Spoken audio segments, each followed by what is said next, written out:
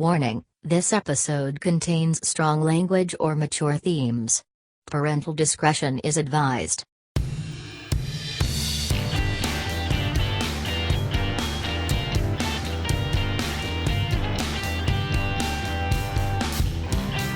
Welcome to this podcast is Uncalled For. On today's edition, Gephardt. And now, your host for this podcast, Mike Chernevsky.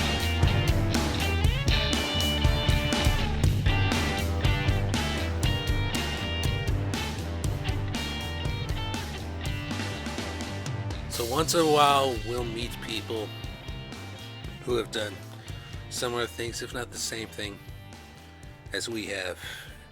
And today's guest is a great example of this. This young man not only did the same internship as I did, but is also heavily immersed in geek culture, has helped me out many times on film projects, mostly as a consultant. And we share an interest that's I'm finally going to come out of the closet on. But before we do, I just want to say this is something I never talk about in front of the kids while I'm working, and is quite an adult subject. So if it offends you, please feel free to skip this part of the podcast. But the rest of it's all good. So let's welcome Gephardt to today's podcast.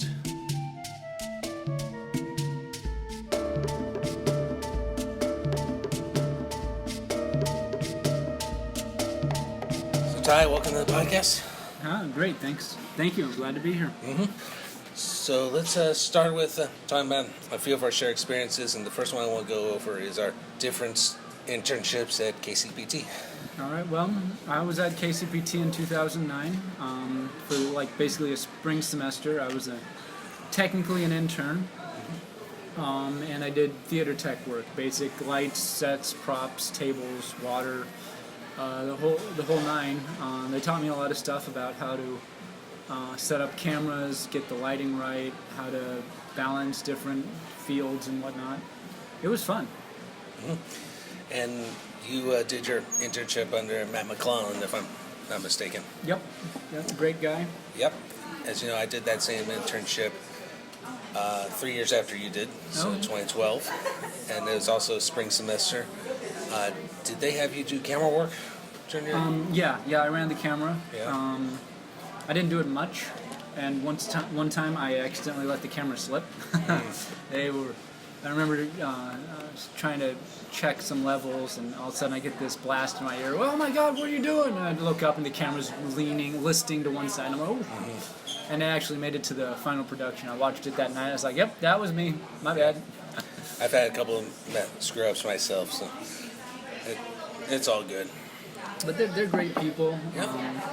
Everyone off-set and on-set were really nice and friendly. And I mean, that was only one incident. I mean, everything else for the whole 4 months that I was working there was really nice and pleasant, and can't say enough nice things about that crew and those people. Oh yeah, absolutely. I've even come back a couple times after the internship, either as a volunteer or a couple times they paid me to help them out. Well, you made more money than I did. I actually made a little money during the internship, because during my internship, the Kaufman Center was getting ready to open. Oh, yeah. And they put together a program with PBS. It was the KC Symphony and Joyce DiDonato performing with the symphony. That was really cool. She is a very nice person, and it was a really cool crew. They brought guys from all over the world, never mind all over the country, to help us set. And that was a whole week, and we got paid for that week. Matt could probably still tell this story to this day. The last day, we're tearing everything out, getting all the cables out. We had to get underneath that stage at Hillsborough Hall. Oof. And you know I'm a pretty tall guy. Yeah. So you had to crawl under. Hit my head 3 times. Oh, good. So I'm surprised you didn't also get jammed in there and crunched and squished and, contorted into all these different shapes. Oh, I got contorted, but still, I hit my head 3 times. And after the fact, the Kaufman Center people were like, hey, we had hard hats, right? Then fast forwards to a couple of years later doing one of those paid gigs I told you about just a minute ago. This time I remember the hard hat. Yep, that's good. It's how you learn. Yeah, no, I wish they had oven mitts. Speaking of protection equipment. Oh, yeah. For those barn lights, they had these overhead lights, stage lights, use what they call barn doors. Mm-hmm. And so that metal would get hot under the lamps. That's right. So I liked that it was winter, or at least it was colder, because then I could use my coat as kind of a mitt to move the doors open and closed how they wanted them to. Otherwise, It was toasty fingers. Mm-hmm. That's like working with Nick. That thing about it. Yeah, I didn't really get a lot of time with Nick. Mm-hmm. He was mostly running around doing a bunch of other prep for his role. Yeah, and that's close to my experience with Nick, but I did run into him. Time to time. In fact, he snuck up on me one time while doing the camera work. Hello, Mike. That's. I knew your name. That was good. Yeah, Nick's a great guy to work with. I think. Yep. Still. And man, do they run through that week, that program pretty quick. So. Oh yeah. Yeah. So of course that gave us both a valuable experience to help us with other film and video projects, and you've been a consultant for me on a couple of things, and I greatly appreciate the help with that. Yeah, as best I could. Yeah. We're going to shift topics now. We're going to talk about science fiction and geek culture. All right. Because I think one of your parents is a sci-fi writer, if I'm not mistaken. Yep, my mom just published a book. Do you mind if I plug it? Or? Plug away. All right, so she just finished this book called What's Bred in the Bone. It's about police canines on a space station. They've been genetically enhanced and are on the case after a mysterious spaceship explosion. It deals with multiple subjects and multiple topics, but the main characters are essentially sentient dogs, canine units. They're called X-canines because they're experimental. Mm-hmm. And it basically follows the adventures of the lead dog of the pack as he works to unsolve the mystery and try to gain some rights. So go check that out. My mom's name is Jan Gephardt. You can find her book on Amazon. You can buy a Kindle or paperback. But yeah, that's What's Bred in the Bone by Jan Gephardt. Awesome. Space police dogs. Pretty cool. Pretty cool. I know you do the sci-fi conventions. Mm-hmm. In fact, I remember, you were doing the Mid-Americon 2, and I was working for Fantasy Flight Games at that convention doing... Yeah. 2016, that was Mid-Americon 2. We called it Big Mac 2. And that's because our first one was held in 1976. This one was held in Kansas City at Bartle Hall. Yep. And it was an okay Worldcon, but the current Worldcon, as we're recording this in 2019, is taking place in Dublin, Ireland. Cool. And it is a beautiful location. They've got a wonderful setup, a beautiful convention hall. I'm really jealous. I'm really upset I'm not going to be there, and jealous about all the people that are going to be attending. Mm-hmm. It should be a wonderful time. They got plenty of external events going on outside of the convention. That's becoming more of a thing to help promote tourism and to help people learn a little bit more about the various cities they go to. Mm-hmm. In 2020, they're going to be holding the World Science Fiction Convention in New Zealand.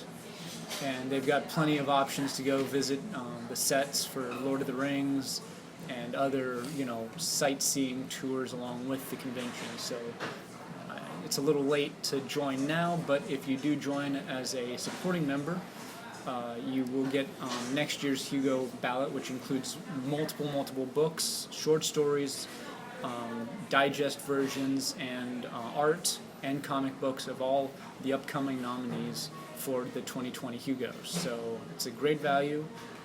If you like to read or you like to consume art, definitely look into buying a supporting membership for the World Science Fiction Convention. Cool. A few things about that convention. One, I learned what the meaning of Dread Gazebo was. Okay. Yeah. So what is the meaning of... Okay, so this was an old Dungeons & Dragons story. this party was coming up to a gazebo, which we all know it's just a porch with a roof on it, right? And someone was like, "Oh, I'm going to attack the gazebo," and the GM was like, "Dude, it's a gazebo," and keeps doing this, and then ultimately the GM gets upset and is like, "You know what? You just woke up the Drake gazebo. He murdered that." Yeah. A Drake gazebo. It's a dragon The camouflaged gazebo, as a gazebo. Sure. Why did he want to keep it? I mean, come on. He didn't know what a gazebo was. That's a funny thing. Okay. Well, that's a good DM there for you. Yeah. Well, Just set it on fire. It's made of wood. yeah. It's made of wood. Could be a wood dragon. That would be fun. Learned about that. I did see a couple familiar faces and some famous people. I think there was an astronaut there. Yep. And but the Sci-Fi for Me guys were there. Those mostly friends of mine. So. Yep.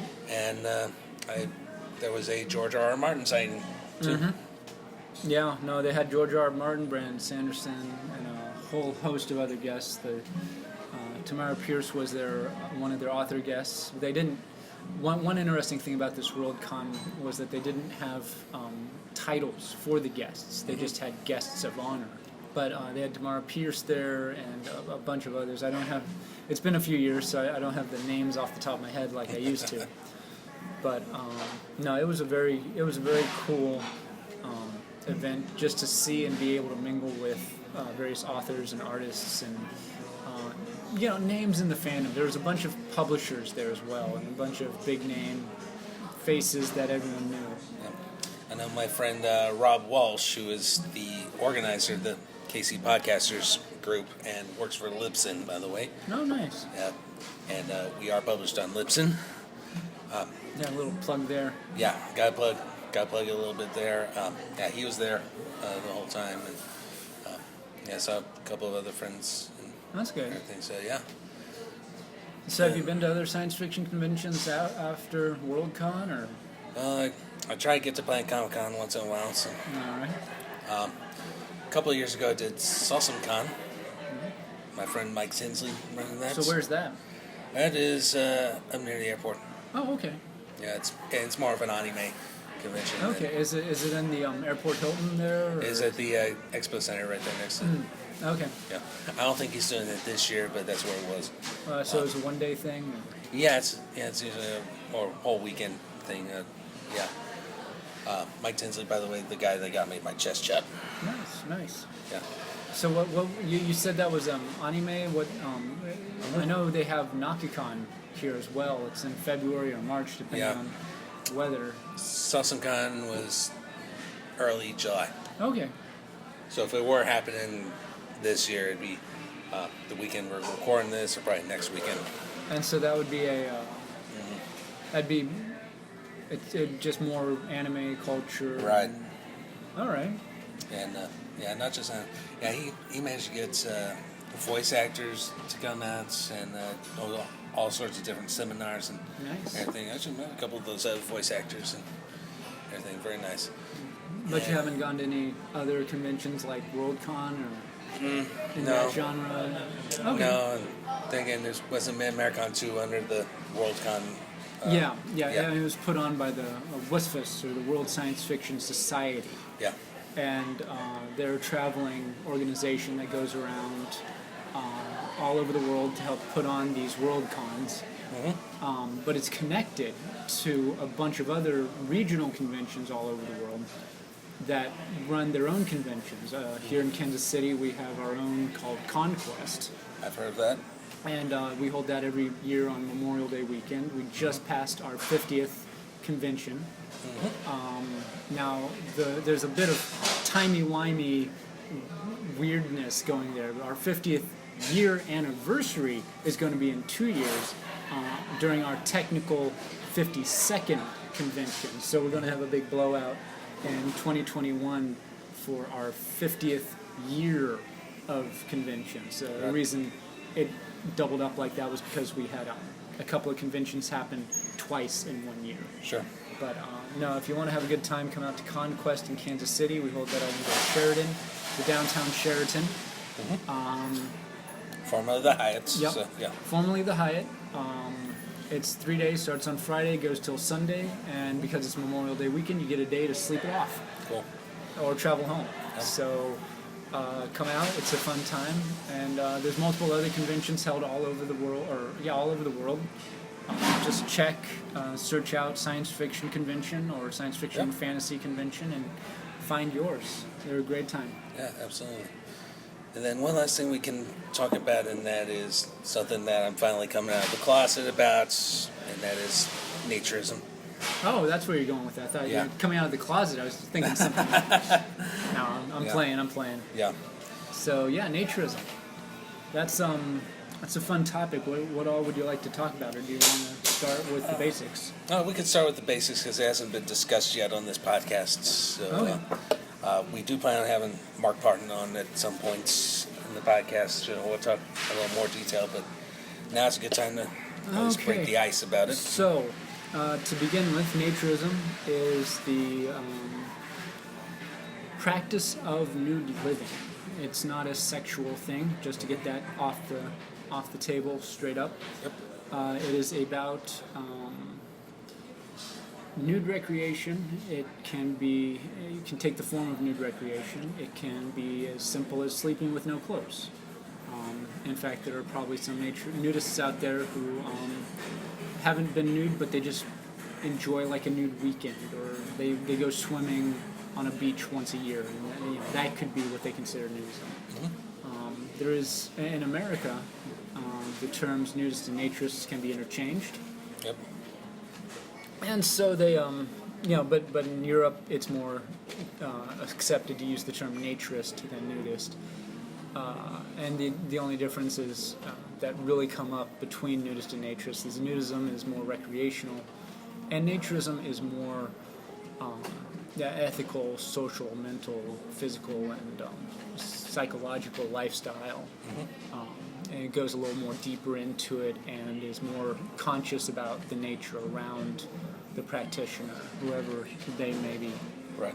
So, yep. We both belong to the same naturist club. That's the Heartland Naturists of Kansas City. Yep.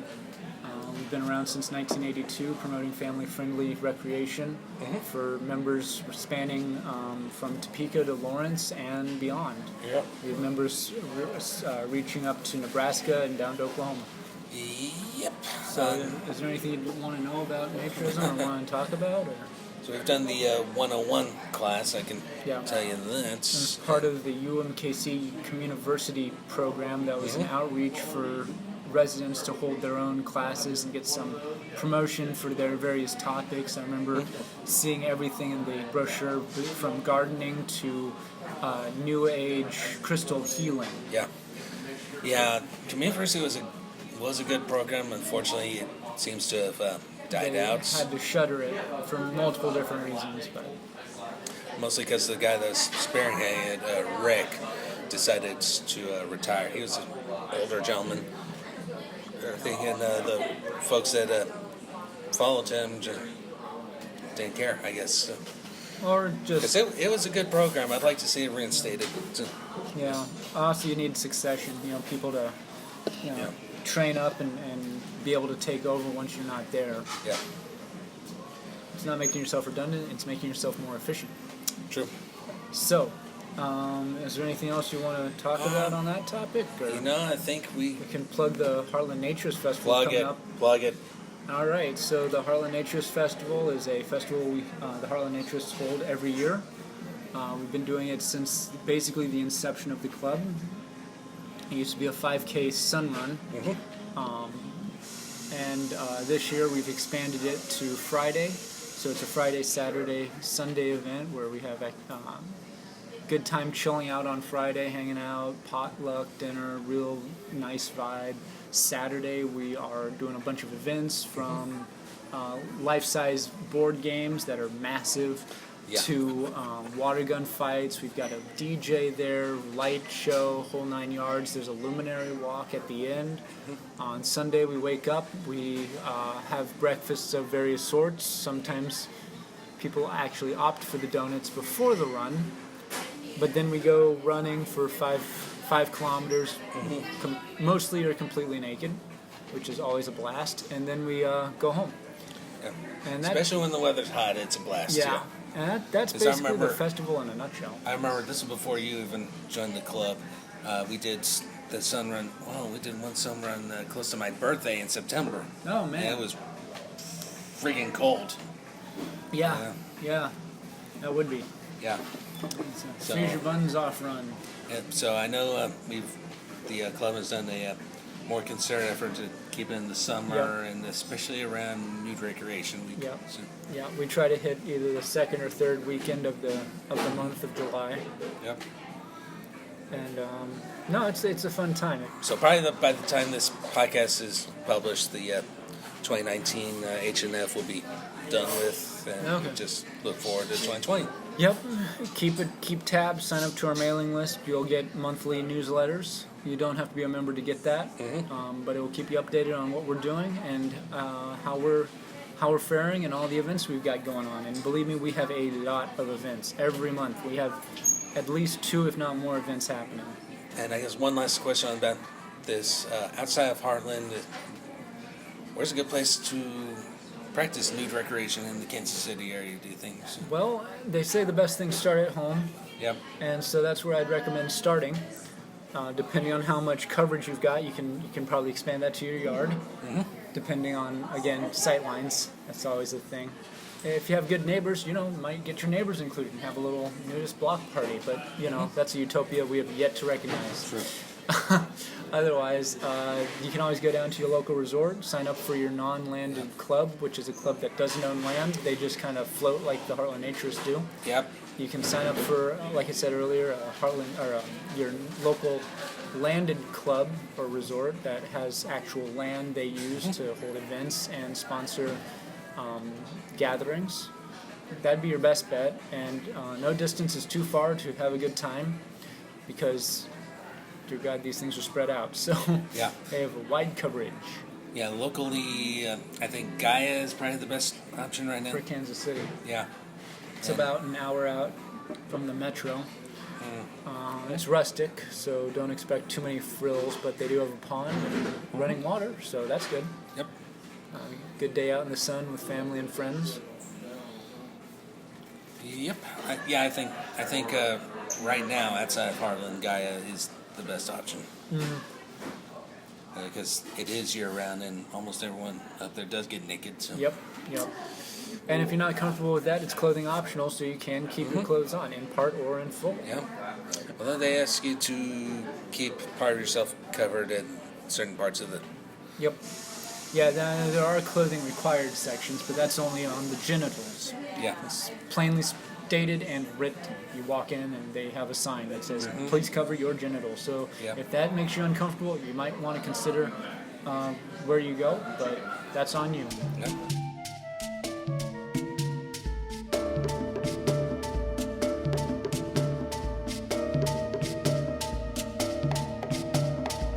Special thanks to Ty for agreeing to do the interview. Before we get into the spiel, I do want to give a shout out to freemusicarchive.org. This will be the first episode we use music from that particular website. freemusicarchive.org. As always, if you want to support the podcast, tell your friends about it. iTunes/Apple Podcasts. We're on Spotify. Pretty much anywhere you can find podcasts except for SoundCloud and iHeartRadio, which I will try to get us on iHeartRadio sometime in July, so keep an eye out for that. And of course, if you want to help us out financially, for $5, I will mention your name on this podcast. Go to patreon.com/Mike Chernevsky. That's patreon.com/MikeCCERNIEWSKI. That'll do it for this edition. So we'll talk to you next time.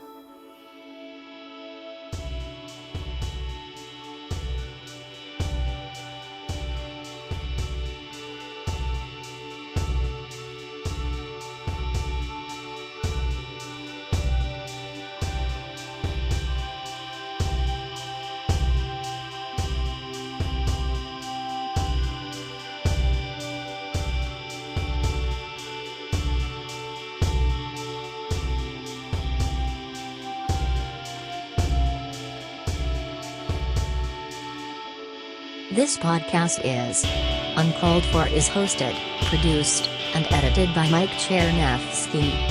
Opening music is Iron Bacon by Kevin MacLeod at incompetech.com. Licensed under Creative Commons by Attribution 3.0 license.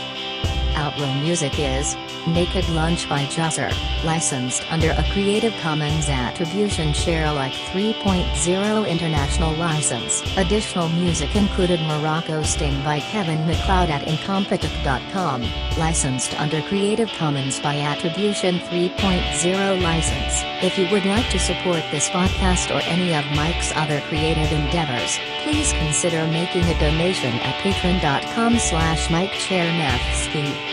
That's MikeCzerniewski. Donations over $5 will receive a special thanks on a future podcast. Thank you so much for listening. We will see you next time.